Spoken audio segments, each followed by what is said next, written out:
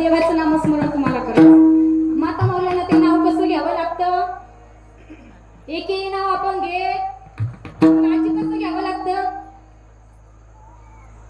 बेलापूरकर बोलत चला. आई एकेरी नाव घ्यायचं. कसं नाव घ्यायचं? पानात पाना नागिनीची पानं, पानं कापते करा करा, पानं घाते तेरा तेरा, पुढून आला व्यापारी काढते पदर घालते वारा. संपलं ना?